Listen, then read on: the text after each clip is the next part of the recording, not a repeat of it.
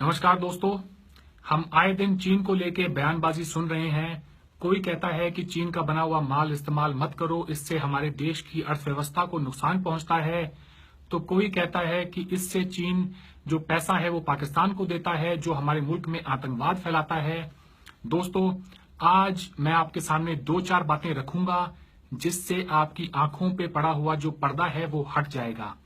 सबसे पहली बात तो ये है दोस्तों, भी किसी भी मुल्क की ताकत का अंदाजा उसकी इकोनॉमी से होता है, उसकी अर्थव्यवस्था से होता है। हमारे मुल्क की जो टोटल इकोनॉमी है, हमारी जीडीपी, हमारी अर्थव्यवस्था, वो लगभग $2 ट्रिलियन की है।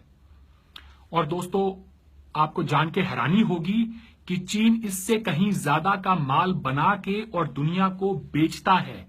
अगर मैं साफ साफ शब्दों में कहूं तो वो एक हिंदुस्तान हर साल बना के दुनिया को बेचता है, और हम कहते हैं कि हम उनका सामान ना खरीद के उन्हें सबक सिखा देंगे। उनका 3% माल सिर्फ हिंदुस्तान आता है, इससे ज्यादा नहीं आता।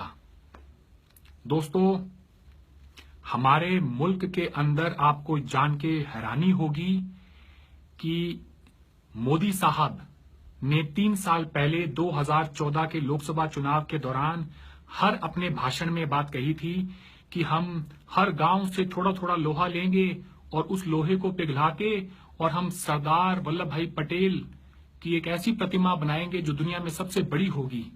मोदी साहब, आपके पास हजारों सलाहकार होंगे, आपको एक छोटी सी बात बताना भूल गए कि इस तरह की मूर्तियां, इस तरह की प्रतिमाएं लोहे से नहीं बनती, उसमें स्टील और कॉपर का इस्तेमाल होता है। दोस्तों, उस मूर्ति का नाम है स्टैच्यू ऑफ यूनिटी। हिंदुस्तान की एकता का प्रतीक है वो मूर्ति, जो आज हम नहीं बना रहे, वो चीन के अंदर बन रही है। जी हां दोस्तों, हिंदुस्तान की एकता का प्रतीक जिससे हमारा राष्ट्रवाद हमारा झलकता है, वो चीन बना रहा है, हम नहीं बना पा रहे हैं उसे। हमने बनाया क्या है पिछले 5000 सालों में? पहले मूर्तियां ही बनाई, मंदिर बनाए, बाद में मस्जिद बनाए, गुरुद्वारे बनाए। इस चीज में तो हमारी महारत हासिल है। मूर्तियां बनाने में तो हम दुनिया में सबसे आगे हैं। क्या हमारे देश के जो शिल्पकार हैं, जो कंपनीज हैं, वो मिलके सरदार पटेल की मूर्ति नहीं बना सकती? लेकिन नहीं दोस्तों, 3000 करोड़ में ये कॉन्ट्रैक्ट लार्सन एंड टूब्रो को दिया गया। वही कॉन्ट्रैक्ट फिर आगे जाके चीन की एक कंपनी को दिया गया। आज 700 चीनी मिलके इस मूर्ति को बना रहे हैं। अगले साल मार्च अप्रैल तक उसका अनावरण भी हो जाएगा, ताकि आप 2019 के जो लोकसभा चुनाव हैं उसमें उसका जम के फायदा उठाया जा सके कि हाँ, देखिए आप इस मूर्ति की हाइट, इससे हमारा राष्ट्रवाद डिफाइन होगा। खैर, आगे बढ़ते हैं दोस्तों। पिछले साल टाइम्स ऑफ इंडिया में ये खबर छपी थी कि हिंदुस्तान का जो झंडा है, जी हां दोस्तों, हमारे मुल्क का झंडा जो है वो हमसे कहीं सस्ते दामों में चीन से बन के आ रहा है। हमारे जो लोकल मैन्युफैक्चरर्स हैं उनको इतना भारी नुकसान उठाना पड़ रहा है। इसके कारण उनकी जो लागत है, हमारे जो लोकल मैन्युफैक्चरर्स हैं उनकी लागत से 30-35% सस्ता है चीन में बना हुआ हिंदुस्तान का झंडा। दोस्तों, जो मुल्क अपना झंडा नहीं बना सकता वो और क्या बनाएगा? कितनी शर्म की बात है कि हमारे मुल्क का झंडा, जिसको हम अभी इंडिपेंडेंस डे के टाइम भी हाथों में लेके भाग रहे होंगे यहां से वहां, वो भी ज्यादातर चीन बना के दे रहा है। हर वो चीज जिसके बारे में आप सोच सकते हैं वो चीन में बनती है। आंखें दिखाने से कुछ नहीं होता, बातें करने से कुछ नहीं होता। चीन अपने यहां पे हर वो चीज बनाता है जिसकी आज दुनिया को जरूरत है। आज पूरी दुनिया को चीन की जरूरत है, चीन को दुनिया की जरूरत नहीं है। हम कहते हैं कि चीन को सबक सिखा देंगे। आपकी जानकारी के लिए बता दूं, हमारे प्रधानमंत्री गए थे अमेरिका। वो मिलते हैं माइक्रोसॉफ्ट के सीईओ से, गूगल के सीईओ से, फेसबुक के सीईओ से कि आप आए इंडिया में इन्वेस्ट करें। चाइना को ये सब करने की जरूरत नहीं है। उनकी इकोनॉमी बहुत बड़ी है, पूरी दुनिया की का मैन्युफैक्चरिंग हब है चाइना।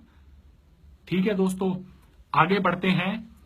जिस वक्त हम लोग बैठ के रात को माता का जगराता कर रहे होते हैं, या अगले दिन बैठ के आसाराम बापू जैसे हजारों बापुओं के बाहर बैठ के पंडालों के अंदर हम वहां पे भजन गा रहे होते हैं या हाथ जोड़ के बैठे होते हैं, उस वक्त चीन की औरतें, उनके आदमी अपनी अपनी फैक्ट्रियों में काम कर रहे होते हैं।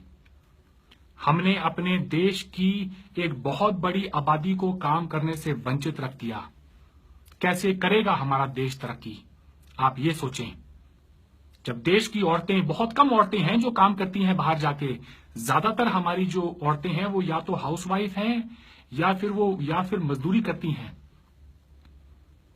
रात को माता का जगराता है, दिन में इन बापुओं के बाहर पंडालों में हम बैठे होते हैं।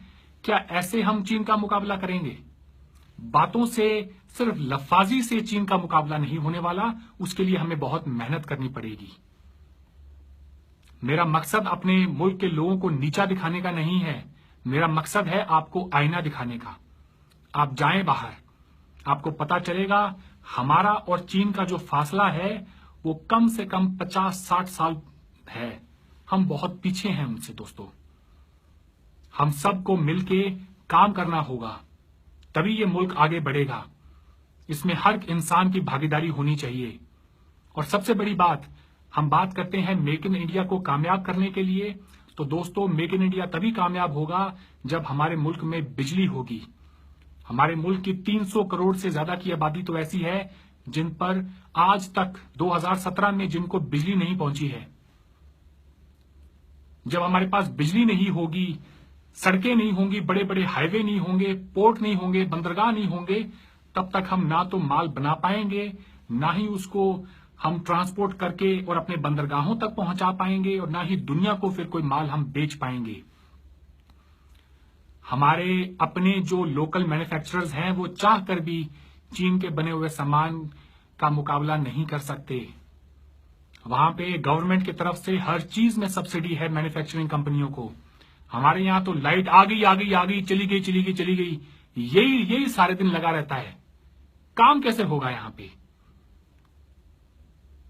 दोस्तों, जिस मुल्क में उस मुल्क का झंडा अपना बनाने की हैसियत नहीं हो, वो अपने लोगों को क्या देगा? हम 2 वक्त की रोटी नहीं दे सकते अपने लोगों को, कम से कम इज्जत तो दें। हमारी सरकार बातें करती है, इनके पास बातें ही है करने को। और रोटी कपड़ा मकान में तो पैसा लगता है। चलो ठीक है, एक मौके मान लेते हैं कि सरकार के पास इतनी क्षमता नहीं है कि वो सभी को रोटी कपड़ा मकान दे सके। न्याय तो दे सकती है। जिस मुआशरे में आपको इंसाफ भी नहीं मिलता हो, उस सरकार से, उस मुल्क से आपको किसी भी तरह की कोई भी तवक्को नहीं रखनी चाहिए। यही सच्चाई है। जिसका मन करे मुझे उठा उठा के गालियां दो, लेकिन मुझे गालियां देने से पहले थोड़ी रिसर्च करो। आपको पता चलेगा, आपकी आंखें फट के बाहर आ जाएंगी। आपको जब हकीकत का सामना होगा कि हम कहां हैं और चीन कहां है।